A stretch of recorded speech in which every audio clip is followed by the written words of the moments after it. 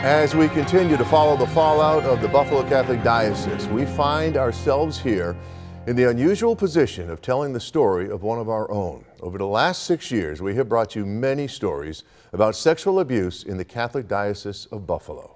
But Two on Your Side's Pete Gallivan, our Daybreak co-anchor, has never read those stories when they appear on your screen. And that's because when Pete was an 11-year-old altar server, he says he was abused by a Monsignor in Buffalo that he trusted.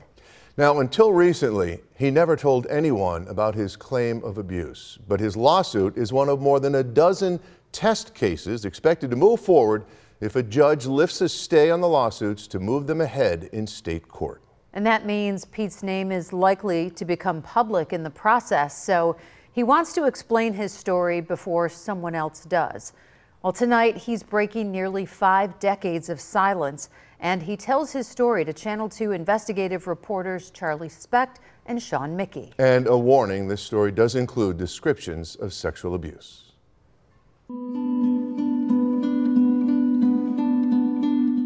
It was a typical upbringing on Mariner Street in Buffalo's Allentown neighborhood in the 1970s.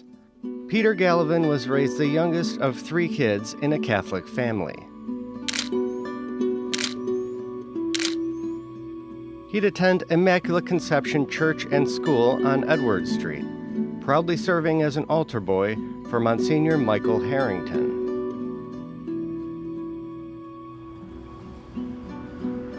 It's seen better days for sure. I met with Pete outside of the now shuttered church as he recalled some of his childhood memories. This was a very close-knit small Catholic community in the middle of Allentown. But it's what he says happened during a pilgrimage to Montreal, Canada in 1977, a trip he received for being Altar Boy of the Year, that would change Pete's life. Most of the memories are kind of not really there anymore.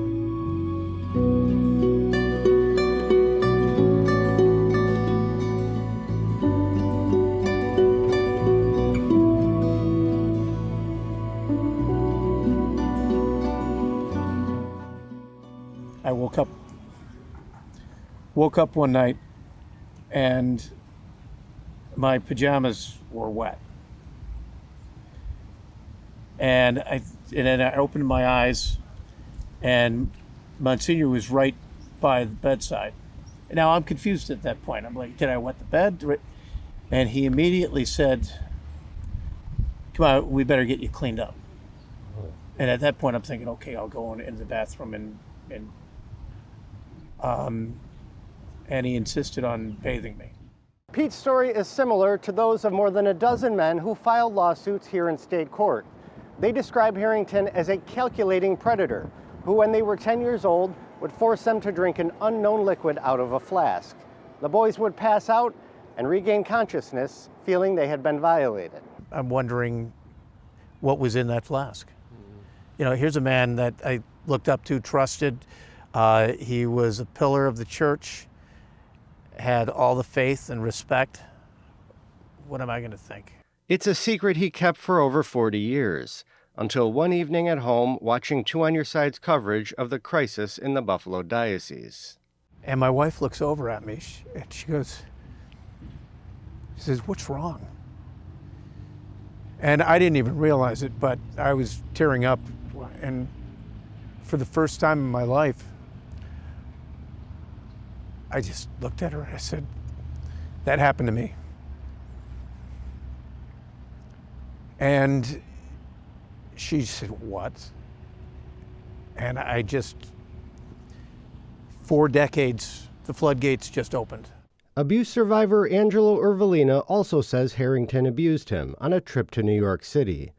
He told the Buffalo News that when he reported the abuse to former Bishop James McNulty, the bishop handed him a $5 bill and told him he would take care of it. But Harrington remained in ministry for another 2 decades. That was 1965. That was the year I was born. That they knew, that the bishop himself knew about this. The Diocese of Buffalo acknowledges that Harrington, who died in 1989, likely abused children.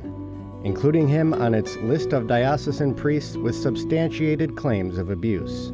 Pete's lawsuit, AB 136 Doe versus the Diocese of Buffalo, is expected to be one of the first to move forward if a bankruptcy judge unlocks a dozen suits that were stayed. In a written statement, diocesan spokesman Joe Martone said, "The Diocese of Buffalo sincerely regrets the harm that has come to all victims of abuse and maintains a zero-tolerance policy for any form of abuse. Because the lawsuit AB 136 Doe vs. Diocese of Buffalo currently is pending litigation, we cannot comment specifically on this case." If our mandate as a station is to be a voice for the voiceless, I couldn't sit by and not be a voice, because there are people without a voice right now. And to urge the diocese, 4 years into its bankruptcy case, to stop fighting the release of clergy abuse records and to make survivors whole. To move forward, you've got to lay everything out. And you've got to start from a clean slate. And until everything is out there, it's not a clean slate. It's a dirty history.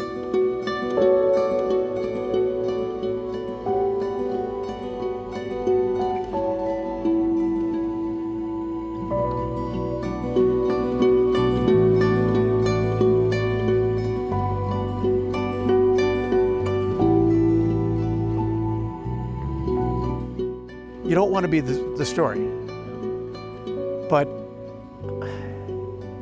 I've just got to start owning and living my truth. That's the only way you get past it. Now, the message Pete wants to get out to people is this doesn't just happen to, quote, troubled kids. It can happen to anyone. And he's urging people who have suffered abuse by priests, teachers, coaches, anyone, to come forward and speak up, to possibly seek the help of a counselor, and to know that there are many people out there who are willing to support you. On your side in the studio, Charlie Speck, Channel 2 News. Thank you, Charlie. And Pete also says that he doesn't want people to feel sorry for him. He wants people to take strength from his story and feel empowered to tell their own story. Well, stay with us. Channel 2 News Tonight will continue after this break.